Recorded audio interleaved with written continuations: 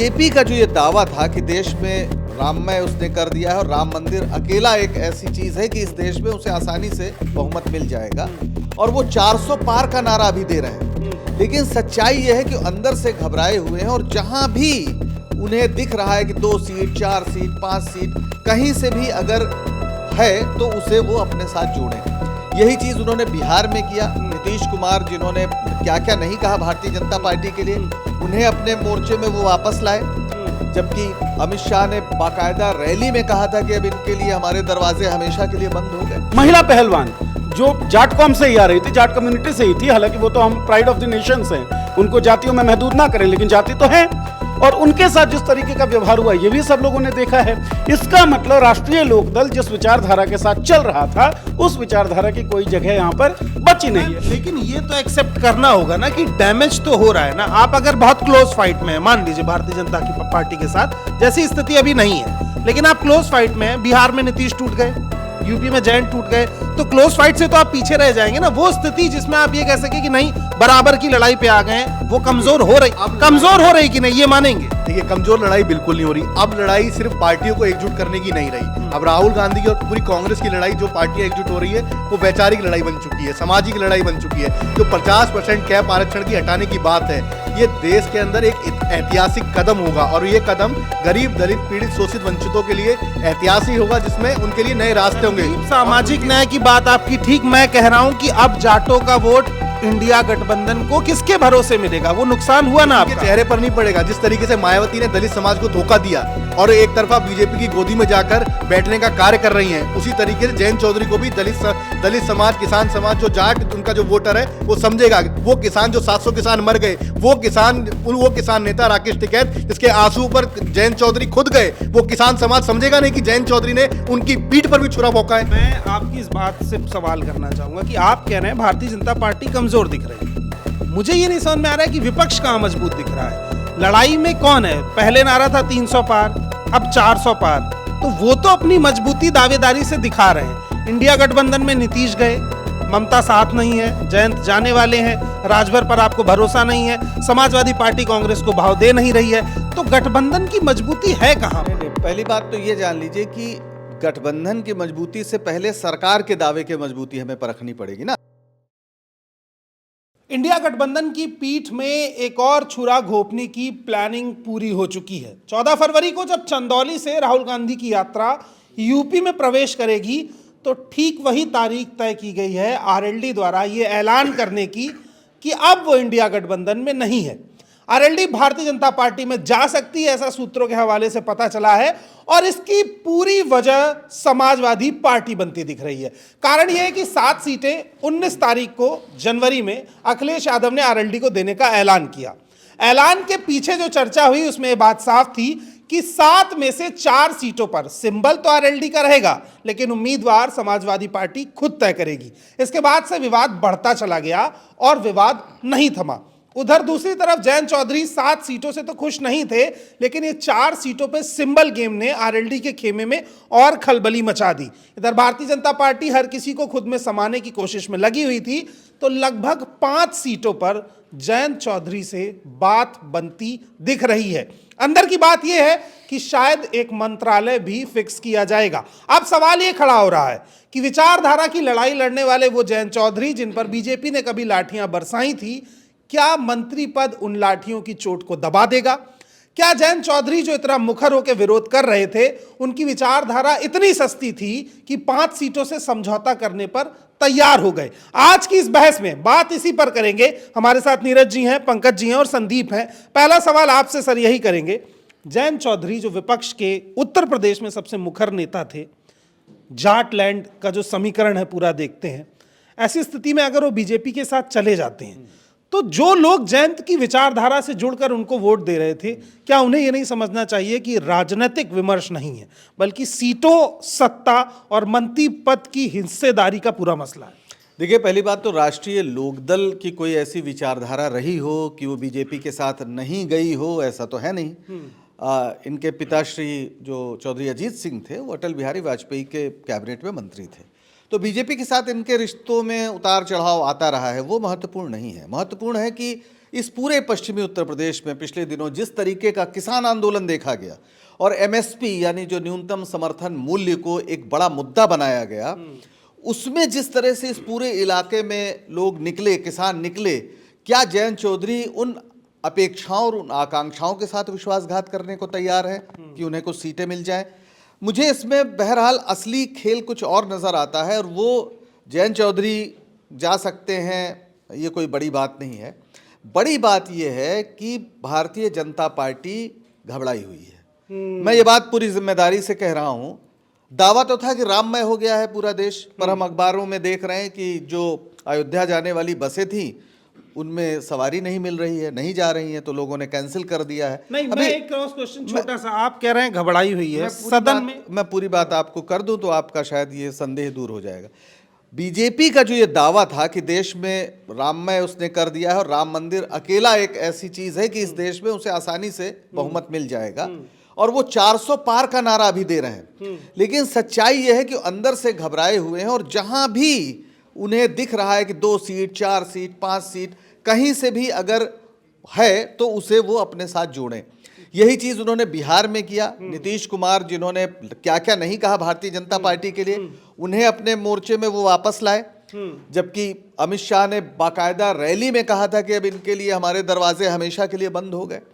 वैसे ही आपने खुद बताया कि लाठियां चली थी अजीत सिंह पर, और जिस तरह से किसानों का दमन हुआ, 700 किसान मारे गए, तो इसके बावजूद ये अगर झुकने को तैयार है, पहली बात तो हम लोग नहीं जानते कि अभी ऐसा होने जा रहा है, लेकिन ये जिस तरह से खबरें आ रही हैं कि उसमें ऐसा हो जाए तो बड़ी बात नहीं है। लेकिन भारतीय जनता पार्टी स्पष्ट रूप से वो कहीं कमजोर महसूस कर रही है खुद को, और उसे लग रहा है कि अगर कांग्रेस के साथ जो ये बना हुआ इंडिया गठबंधन है, इसे अगर नहीं तोड़ा गया तो एक साइकोलॉजिकल वॉर है कि वो आप बताइए कि भाई आपके तो लोग ही साथ में नहीं हैं। दूसरा, 16 तारीख से किसानों के आंदोलन का नया दौर शुरू होने जा रहा है। आप कह रहे हैं कि 14 फरवरी तक ये फैसला हो सकता है, लेकिन 16 फरवरी से जो संयुक्त किसान मोर्चा है उसने आंदोलन के नए दौर का ऐलान कर दिया है, उसको शुरू करने का।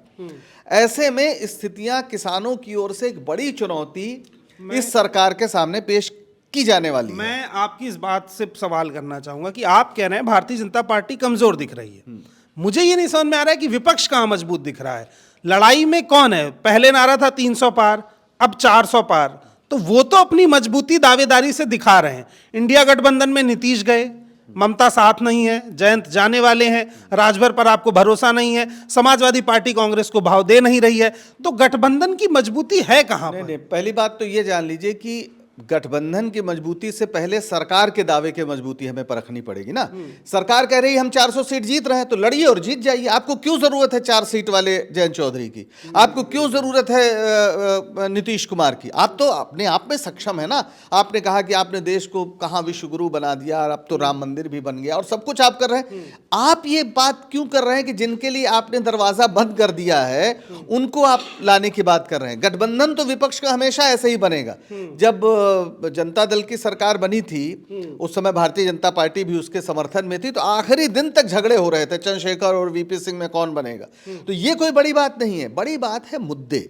इस समय देश की जो स्थिति है कि आंदोलनों की एक नई लहर आने जा रही है। मैं जिस किसान आंदोलन का जिक्र कर रहा हूं उसके समर्थन में इस देश का जो वर्किंग क्लास है वो भी हड़ताल में शामिल होने जा रहा है। तो ग्रामीण भारत को बंद करने का एक ऐलान हुआ है। तो ये मुद्दे जिस तरह से सामने आ रहे हैं, और जिस तरह से राहुल गांधी खास तौर पर सामाजिक न्याय और भागीदारी का सवाल उठा रहे हैं, और अब उन्होंने ये भी कह दिया है कि सरकार बनी तो 50% के आरक्षण कैप को वो हटाएंगे।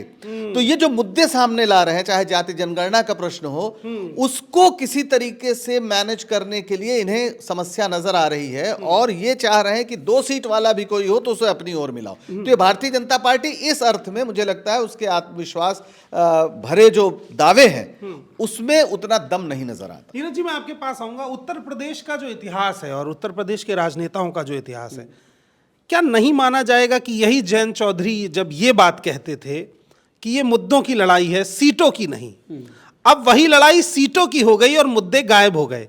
कल तक किसान नेता थे, अब एकदम से जयंत की विचारधारा बदल जाएगी, अयोध्या जाना पड़ेगा, पूजा करनी पड़ेगी, वो सब जो पहले कहा गया था, या तो वो बेईमानी है या ये बेईमानी है। सवाल सिर्फ इतना है कि बीजेपी के पास इतनी ताकत कैसे है कि वो जिसको चाह रही है उसका विचारधारा परिवर्तन रातों रात करा ले रही है। जिस पार्टी के पास इतनी ताकत हो या जिस सरकार के पास इतनी ताकत हो कोई पीठासीन अधिकारी के जरिए मतपत्रों को डिफेक्ट करवा सकती है, उसकी ताकत का अंदाज़ा आप और हम नहीं लगा सकते। आपने जयंत चौधरी की बात की, मुद्दों की राजनीति की बात की। विकिपीडिया पे राष्ट्रीय लोकदल खोजिए। विकिपीडिया पे उनकी आइडियोलॉजी आती है रीजनलिज्म, यानी कि क्षेत्र की जो सुविधाएं हैं उसके लिए वो लड़ेंगे। जाट अपलिफ्टमेंट मतलब जाट कौम के अपलिफ्टमेंट की लड़ाई लड़ेंगे, और फार्मर्स राइट यानी किसानों के अधिकारों की लड़ाई लड़ेंगे। यही जयंत चौधरी और यही आरएलडी के लोग जब किसान आंदोलन चल रहा था तो बहुत ज़बरदस्त उन लोगों ने शिरकत की थी और बहुत ज़बरदस्त समर्थन दिया था किसान आंदोलन के लिए। जाट कम्युनिटी की आप बात करते हैं, सत्यपाल मलिक ने जिस तरीके के रिवोल्यूशंस किए, या फिर किसानों में जाट कम्युनिटी का जो योगदान है वो हम में से कोई ऐसा नहीं है कि नहीं जानता हो। किसान आंदोलन में उनके साथ क्या हुआ ये हम सब ने देखा, और भारतीय जनता पार्टी के सरकार के अंडर हुआ। इन सब के बावजूद अगर ये चर्चा चल रही है कि जयंत चौधरी जा सकते हैं, तो केवल और केवल राजनीतिक निहितार्थ हैं, और राजनीतिक निहितार्थ भी नहीं है, चुनावी निहितार्थ हैं। क्योंकि राजनीति तो आपको करनी ही नहीं है, राजनीति तो विचारधारा से आती है। आपकी विचारधारा क्षेत्रीयता की है, आपकी विचारधारा जाट अपलिफ्टमेंट की है, आपकी विचारधारा किसान के अधिकारों की है। तीनों पर एक एक बात बोलिए आप। क्षेत्रीयता की आप बात करते हैं, आज ही कर्नाटका की पूरी सरकार, राज्य सरकार केंद्र सरकार के खिलाफ धरने पर बैठी हुई है, उसने प्रोटेस्ट किया है, एक प्रदर्शन किया है। इसका मतलब फेडरल स्ट्रक्चर को केंद्र सरकार फेडरल स्ट्रक्चर पर अटैक कर रही है, तो रीजनलिज्म तो बचेगा नहीं। दूसरी बात, आप जाट कम्युनिटी की बात करते हैं। किसान आंदोलन में जो 700 से ज्यादा किसान शहीद हुए या जिनकी मौत हो गई, वो दिखाता है कि पूरे किसान बिरादरी के साथ और जाट बिरादरी के साथ किस तरीके का सलूक भारतीय जनता पार्टी ने किया। तो महिला पहलवान जो जाट कॉम से ही आ रही थी, जाट कम्युनिटी से ही थी, हालांकि वो तो हम प्राइड ऑफ द नेशंस हैं, उनको जातियों में महदूद ना करें, लेकिन जाति तो है। और उनके साथ जिस तरीके का व्यवहार हुआ ये भी सब लोगों ने देखा है। इसका मतलब राष्ट्रीय लोकदल जिस विचारधारा के साथ चल रहा था उस विचारधारा की कोई जगह यहां पर बची नहीं है। इसका मतलब एक चीज और पूछूंगा आपसे, आप दोनों लोगों से ही सवाल करूंगा। उत्तर प्रदेश की जनता जब नेताओं को चुनती है तो बड़े मोटे तौर पर वो अपनी जाति का डंका बजाते हैं कि मैं राजभर हूं, आप इसलिए मेरे साथ जुड़िए, मैं जाट हूं। एक बड़ा अच्छा टर्म अजीत सिंह ने अपने समय में इस्तेमाल किया था, और उससे पहले भी चौधरी चरण सिंह जी ने भी, अजगर कहते हैं उसमें, अहीर, जाट, गुजर और राजपूत, जिसको लेके पूरा जाटलैंड बना। मैंने आपको आपकी विचारधारा की वजह से चुना। आपकी विचारधारा रातों रात बदल गई। ना राजभर भरोसेमंद है, ना अजीत भरोसेमंद रहे, ना आरएलडी भरोसेमंद रही। तो क्या जनता उत्तर प्रदेश में मान ले कि नेता गद्दार ही आ रहे हैं, तो उसके पास क्या ऑप्शन है? वो क्या वोट ना डाले? केवल उत्तर प्रदेश की बात क्यों करते हैं? पूरे देश की बात करिए ना। ओबीसी कहकर अपने आप को संबोधित करते हैं नरेंद्र मोदी। नहीं, बात वहां ले ही क्यों जानी? बात अभी जयंत चौधरी पर करनी है ना हमको। हम हर बात को ले जाकर के अगर वहीं सीमित कर देंगे तो विपक्ष की कमियों पे नजर नहीं पड़ेगी। नहीं, मैं वही बात कर रहा हूँ, विपक्ष की कमी वाली बात नहीं है, पूरी राजनीति की कमी है राघव। इसमें आप जयंत चौधरी या नरेंद्र मोदी तक महदूद होकर मत रहिए। नरेंद्र मोदी जब कहते हैं मैं सबसे बड़ा ओबीसी का चेहरा हूं, उन्होंने ओबीसी के लिए कितना काम किया और लोगों ने क्या उनके ओबीसी होने के लिए उनको वोट दिया था। जयंत चौधरी की जब आप बात करते हैं, यही जयंत चौधरी भाई किसान आंदोलन के हक में थे।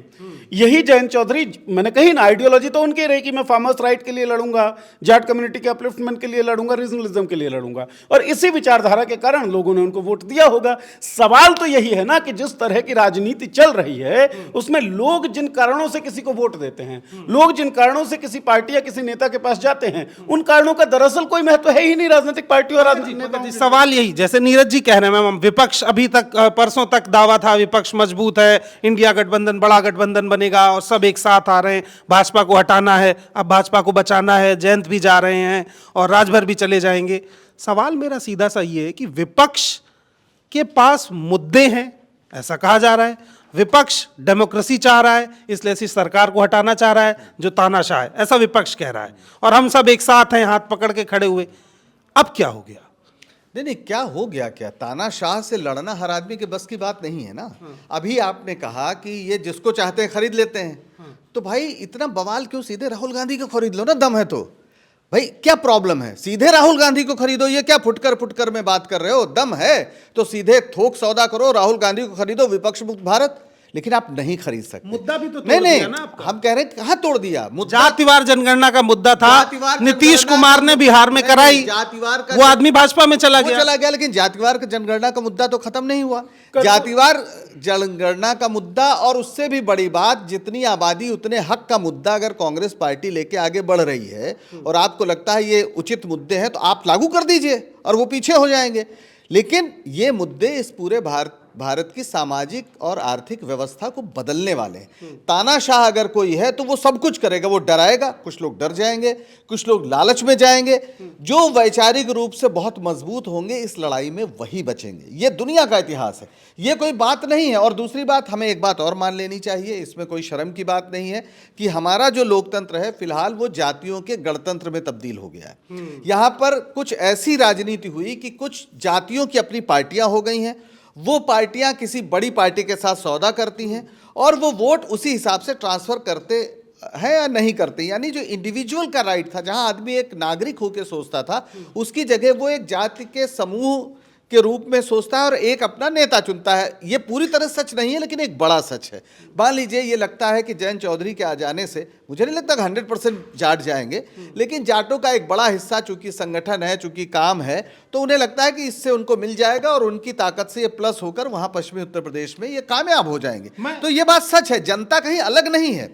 जनता भी जो धर्म के नाम पर वोट देती है, जाति के नाम पर वोट देती है, मुद्दों के नाम पर नहीं वोट देती है, वो भी इसमें शामिल है। मैं कह रहा हूं कि इसमें एक सवाल और है कि समाजवादी पार्टी कितनी दोषी है।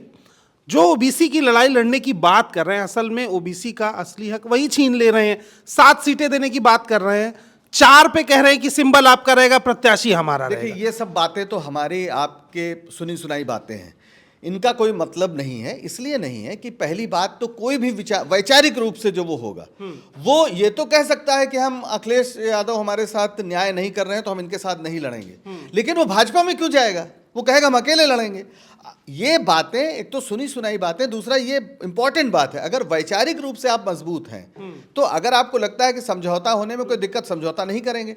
इसका मतलब ये थोड़ी है कि जिनके खिलाफ आप लाठी खा रहे हैं आप उसमें चले जाएं। ये तो अलग बात हो राघव, गई। इसमें साधारण सी बात है, नीतीश कुमार जब जाते हैं भारतीय जनता पार्टी के साथ और सरकार बनाते हैं, उस टाइम ये आरोप लगा कि भाई नीतीश कुमार ने इंडिया अपोजिशन या अपोजिशन पार्टीज के एक अलायंस को मूर्त रूप देने में सबसे अहम योगदान निभाया। वो लीड करना चाहते थे भाजपा के खिलाफ इस चुनावी लड़ाई को, लेकिन उनको लीडरशिप नहीं मिली, इस कारण वो बीजेपी के साथ चले गए। ठीक है, अब बात हो रही है कि आरएलडी जो ओबीसी की राजनीति करना चाहती थी, अपलिफ्टमेंट की बात कर रही थी, वो भारतीय जनता पार्टी से लड़ना चाहती थी, लेकिन उसको लड़ने नहीं दिया जा रहा है, इसलिए वो बीजेपी के साथ चली गई।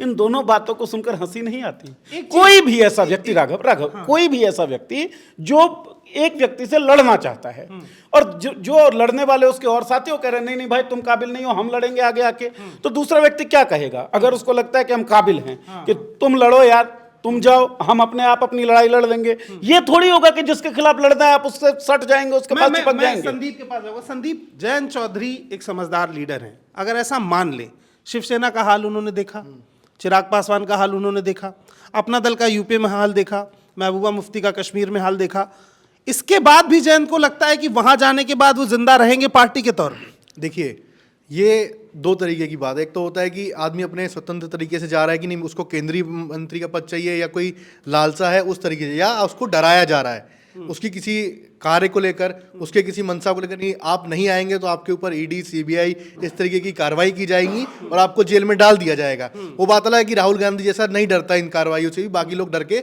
इधर उधर शिफ्ट हो रहे हैं धीरे धीरे।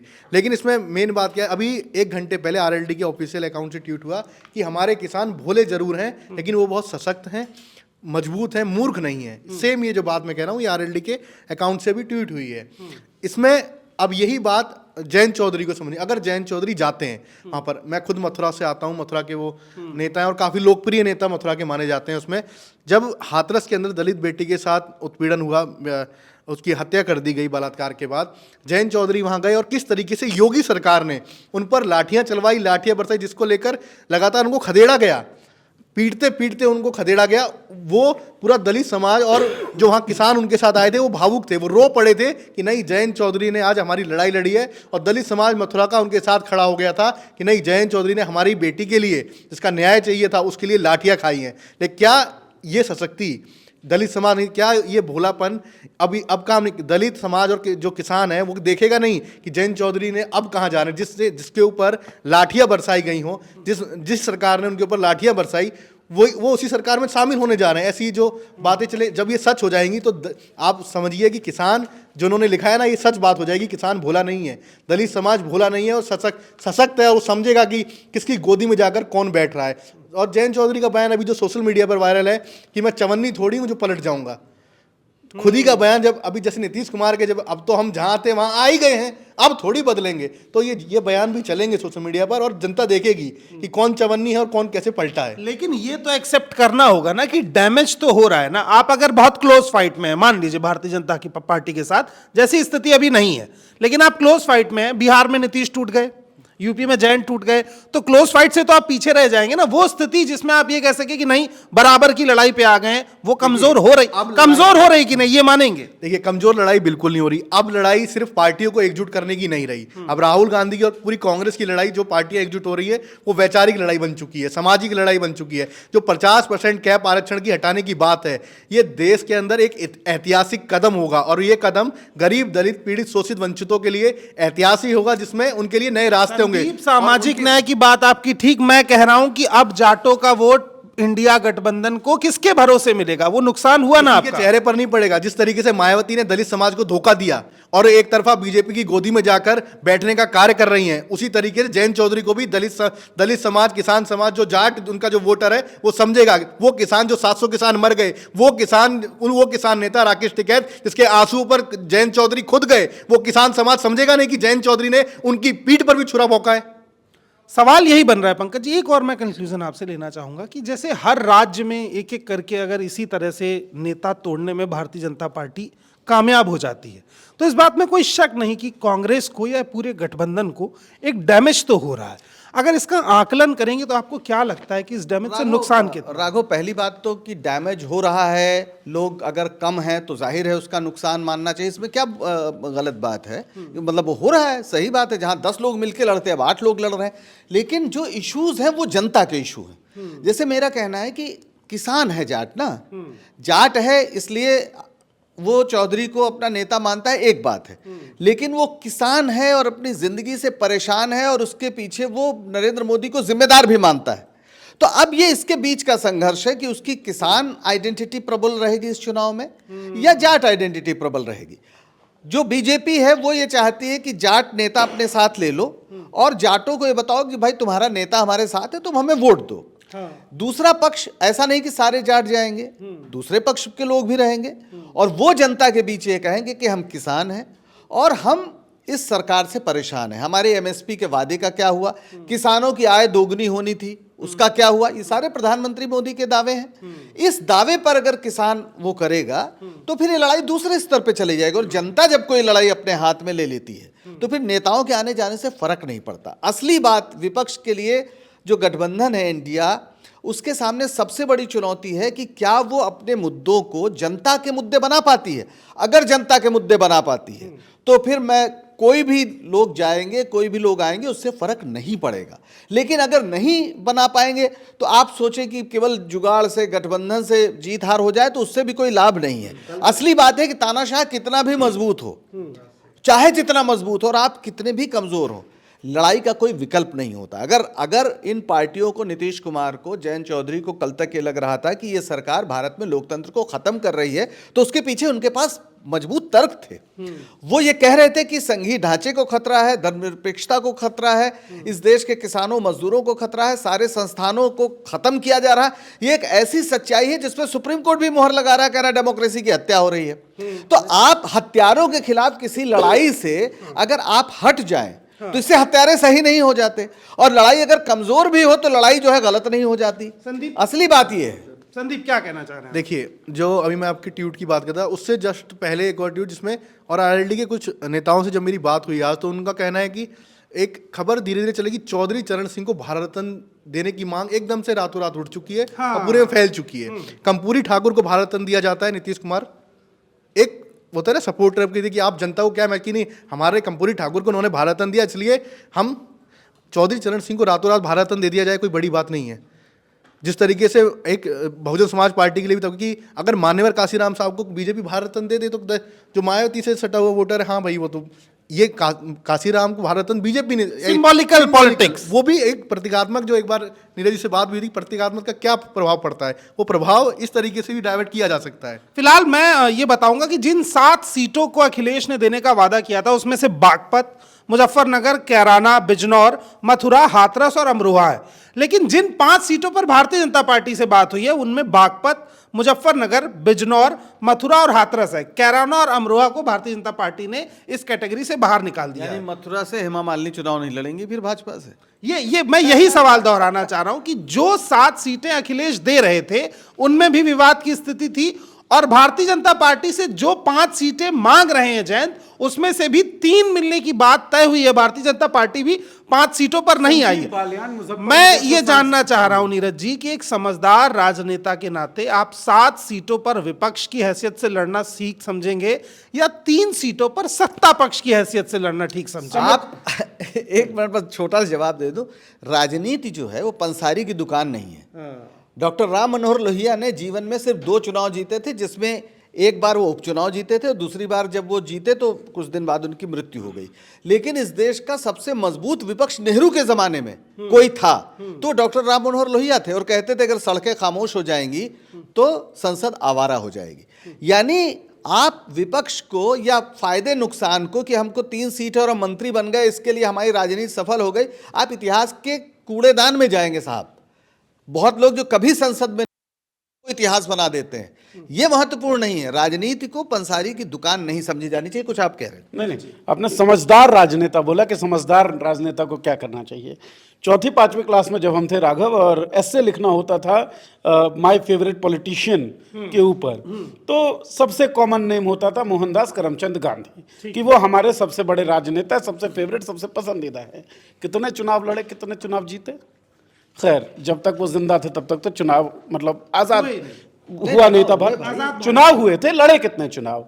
तो राजनीति जो है ना, केवल चुनाव नहीं होता, चुनाव राजनीति का एक हिस्सा मात्र है। हमको ये समझना होगा। समझदार राजनेता की आप जब बात करते हैं तो चरित्र की बात आएगी, ईमानदारी की बात आएगी।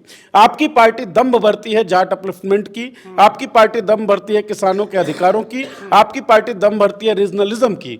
अगर इन सब चीजों को हटाकर, इन चीजों को परे कर आप उसी व्यक्ति के साथ मिल जाएंगे जिसके खिलाफ लड़ाई का आपने बिल्कुल बिगुल फूंका हुआ था कि हम तो इनके खिलाफ हैं, जिनके खिलाफ आप इस हद तक सड़क पर उतरे कि आपको लाठियां पड़ी हैं, और इस चीज के लिए ये समाज आपका कृतज्ञ रहेगा, ऋणी रहेगा। आपने वो काम किया जो एक राजनेता को करना चाहिए था, आपने विरोध किया, आपने मुखालफत की लोगों के हित में। अब जैसी सोशल मीडिया पर फिलहाल खबरें तैर रही हैं, उसके हिसाब से अगर आप पाला बदलते हैं तो आप राजनेता नहीं होंगे, आप एक नौकरी करने वाले व्यक्ति होंगे जो बेहतर अवसर की तलाश में किसी दूसरी कंपनी में शिफ्ट हो गया है। और ऐसे जो राजनेता हैं जो दरअसल नौकरी कर रहे हैं और जो राजनीति को करियर समझते हैं, ऐसे लोगों के कारण लोग भी खतरे में हैं, डेमोक्रेसी भी खतरे में है, और विपक्ष तो कमजोर है ही, क्योंकि विपक्ष केवल राहुल गांधी या केवल कोई जयंत चौधरी या केवल कोई अखिलेश यादव नहीं है। विपक्ष हम सब हैं। विपक्ष इस देश का नागरिक है, विपक्ष इस देश के तमाम संस्थान हैं। और जब इस तरीके का लोगों की ठेकेदारी करने वाले लोग, मतलब लोगों का प्रतिनिधित्व करने वाले लोग अगर लोगों की ठेकेदारी करने लगे तो विपक्ष कमजोर होगा ही, इसमें कोई दो राय नहीं है। आज के इस दौर में अगर कोई चीज सबसे ज्यादा गिरी है तो वो विश्वसनीयता है। चाहे मीडिया की विश्वसनीयता पे आप बात कर लीजिए या राजनेताओं की। नीतीश कुमार का नाम बदल के पलटी मार हो गया। अब अगर जयंत चौधरी भी इस तरीके से पलटी मारते हैं तो क्या उत्तर प्रदेश में राजभर को जिस तरह से अप्रासंगिक बना दिया गया है, विश्वास खो दिया है, जैन पर भी लोगों का विश्वास खो जाएगा। फिलहाल सवाल यह है कि जब आप मतदान करते हैं तो आपके दिमाग में कुछ मुद्दे और कुछ नेता होते हैं। नेता इसलिए नहीं क्योंकि उनकी कुछ जाति है, इसलिए कि उनके कुछ मुद्दे हैं। रातों रात अगर उनकी जाति, सोच, मुद्दे सब बदल जाएं तो आपके हाथ में क्या बचेगा? इस सवाल का जवाब हमें कमेंट बॉक्स में जरूर बताइए। हमारी आज की चर्चा आपको कैसी लगी ये भी बताइए। उसके साथ साथ अगर आप पॉलिटिक्स को देख रहे हैं तो चैनल को सब्सक्राइब कीजिए, बेल आइकन दबाइए ताकि आगे आने वाली सारी अपडेट्स आपको मिलती रहें। मिलते हैं अगली फिर किसी स्टोरी में, तब तक के लिए बहुत बहुत धन्यवाद।